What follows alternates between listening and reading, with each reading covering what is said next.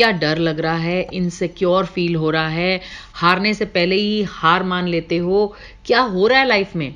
चलिए एक कहानी सुनाती हूँ। एक टॉर्टोइज ना गलती से एक अनजान आइलैंड पर जा पहुंचता है। वो अपने चारों तरफ देखता है तो उसे एक बहुत बड़ा सा पहाड़ दिखाई देता है और चारों तरफ अथाह समंदर। अब वो बेचारा बहुत भूखा होता है और थका भी होता है, तो उसे लगता है कि खाना ढूंढने के लिए मुझे पहाड़ पर चढ़ना चाहिए। तो धीरे धीरे पहाड़ पर चढ़ने लगता है। अचानक एक स्नो स्टॉर्म शुरू हो जाता है। सारे रास्ते बर्फ से ढकने लगते हैं और टॉर्टोइस की हालत और भी खराब होने लगती है। अब उसे किसी तरह से अपने लिए रास्ता बनाना होता है और धीरे धीरे ऊपर चढ़ना होता है। तभी अचानक पहाड़ के ऊपर से भयानक आवाजें आने लगती हैं।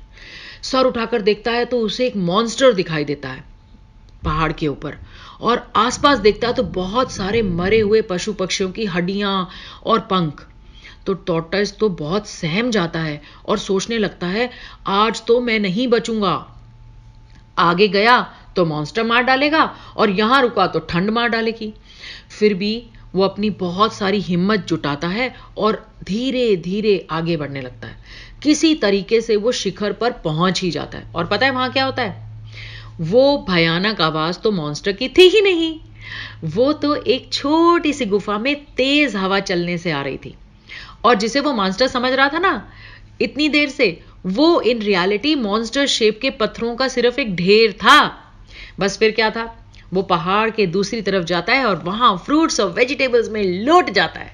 अब सोचो, अगर टॉर्टोइस ठंड से घबराकर, आवाज से डरकर, मॉन्स्टर की बारे में सोचकर वहीं बैठ जाता तो क्या होता?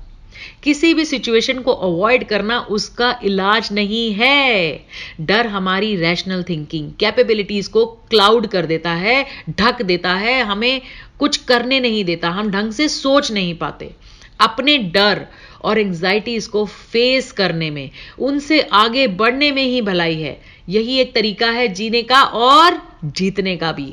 Unless we face our fears and fight them with strength and perseverance, it will be impossible to march ahead and live in peace, my friends.